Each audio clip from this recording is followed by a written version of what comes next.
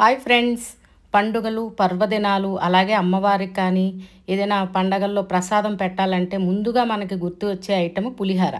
పులిహార temple స్టైల్లో ఎలా చేయాలో చెప్తానండి. అంటే మనం అచ్చం గుళ్ళో తింటూ ఉంటాం కదా ప్రసాదం ఇచ్చినప్పుడు, సేమ్ అదే టేస్ట్ రావాలంటే కనుక కొన్ని టిప్స్ పాటించేసుకుంటే చాలా బాగా వస్తుందండి. చాలా బాగా కుదిరింది వేళ నేను ఈ వీడియో షేర్ చేస్తున్నాను, చూడండి ఎలా చేశానో. దానికి ముందుగా బియ్యం ఒక అరగంట ముందు కడుక్కుని ఉంచుకోవాలండి.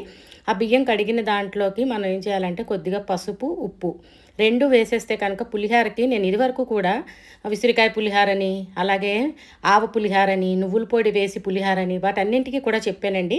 ఇలాగ రైస్లోకే పసుపు వేసుకుంటే కనుక చాలా చక్కగా మొత్తం మనం తీసుకున్న రైస్ అంతటికి పడుతుంది. దానికి అలాగే వాడిన నూనె వేరుశనగ నూనె అండి, లేదంటే నువ్వుల నూనెనా కొంచెం ఆ రైస్లో ఒక కప్పు బియ్యం అయితే 2 కప్పులు నీళ్లు పోసుకుని అలాగా 3 కూతలు వచ్చేలాగా మనం అన్నం ఉడికించి ఉంచుకోవాలండి.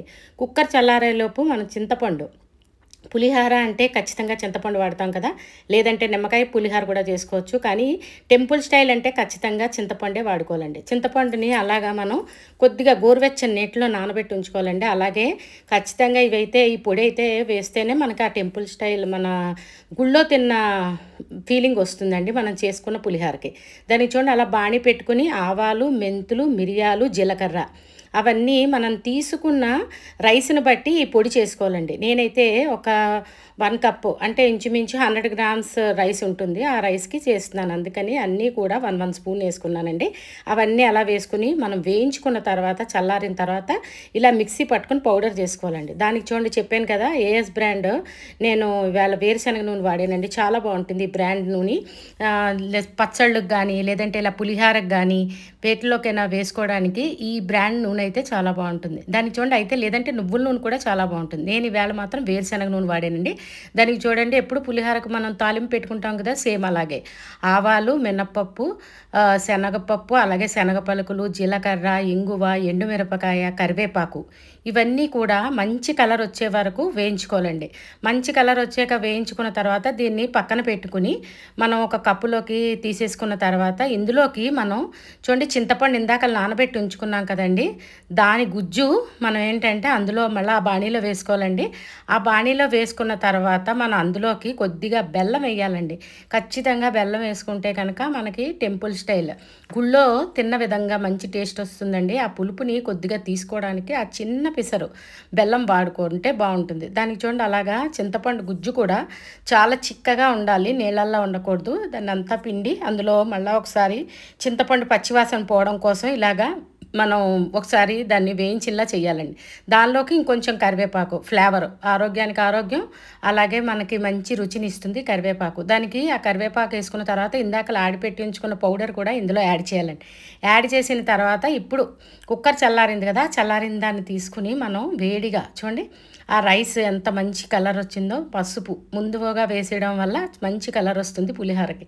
దానికి చూడండి ఆ చింతపండు పేస్ట్లోకి మనం కొద్దిగా తాలింపు ఇందాకలు పెట్టుకున్న కొంచెం వేసుకుని అప్పుడు ఆ రైస్ చూడండి అస్సలు అంటుకోలేదు. చెప్పాను కదా ఆ ఆయిల్ వేయడం వల్ల మెయిన్ ఏంటంటే మన కుక్కర్లో ఒక్క మెతుకు కూడా లేకుండా అలా పడిపోతుందండి మనం ఇలా అన్నప్పుడు మూకుట్లోకి వేసేటప్పుడు. దానికి చూడండి అదంతా మొత్తం పోపు అంతా కలిసేలాగా మళ్ళీ సగం పోపు ఇంకా ఉంచాం కదా అది కూడా అందు మీద వేసేసి మొత్తం ఇది కొంచెం వేడిగా ఉంది కాబట్టి అలా స్పూన్తో కలుపుకొని కొద్దిగా చల్లారిన తర్వాత మనం చేత్తో కూడా పులిహార కలిపితే కనుక ఖచ్చితంగా పులుపు అంతా మొత్తం రైస్ మనం ఏదైతే తీసుకుంటామో అంత క్వాంటిటీకి పట్టి మంచి పర్ఫెక్ట్ టేస్ట్ వస్తుందండి. చాలా బాగుంటుంది. యాక్చువల్గా ప్రసాదం అంటేనే ఖచ్చితంగా మంచి టేస్ట్ వస్తుంది. మనం ఏ ప్రసాదం చేసినా సరే అమ్మవారికి కానీ అయ్యవారికి కానీ మనం నివేదించి తీసుకున్న తర్వాత అది మంచి టేస్ట్ని ఖచ్చితంగా ఇస్తుందండి. అది ఆ మహత్యం అంతే. దానికి చూసారా అది బిడిబిడిలాడుతూ ఎంత బాగా వచ్చిందో.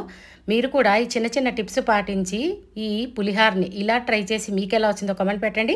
ఛానల్ సబ్స్క్రైబ్ చేసుకోకపోతే సబ్స్క్రైబ్ చేసుకోండి. ఒకవేళ చేసుకున్నట్టయితే కనుక ఫ్రెండ్స్తో రిలేటివ్స్తో తప్పకుండా షేర్ చేయండి. ఫ్రెండ్స్ ఇదివరకు నా ఛానల్లో చెప్పాను కదా ఆవ పులిహార, అలాగే విసిరికాయతో పులిహార చేశానండి, అలాగే వెలంకాయతో చేశాను. చాలా రకాలుగా చేసుకోవచ్చు పులిహారని. అయితే టెంపుల్ స్టైల్కి మాత్రం ఆ 4 రకాలు జీలకర్ర, అలాగే ఆవాలు, మెంతులు, మిరియాలు అది వేయించి పౌడర్ చేసి ఇందులో వేస్తేనే ఆ టేస్ట్ వస్తుందండి. అలాగే చిన్న బెల్లం కూడా తగల్చాలి. తగిలిస్తే మంచి టెంపుల్ టేస్ట్ పులిహోర వస్తుందండి. మీరు కూడా ఇలా ట్రై చేసి తప్పకుండా కామెంట్ పెట్టండి, లైక్ చేయండి, షేర్ చేయండి. అలాగే ఛానల్ సబ్స్క్రైబ్ చేసుకోకపోతే సబ్స్క్రైబ్ చేసుకోండి. నా ఛానల్ పేరు బ్రహ్మరాస్ వరల్డ్ అండి. చాలా బాగా కుదిరింది పులిహోర. అలాగే మీరు కూడా ట్రై చేయండి. చూడండి ఎంత బాగా వచ్చిందో, చూడడానికే కదండి, తినడానికి కూడా సూపర్గా ఉంది. Thank you.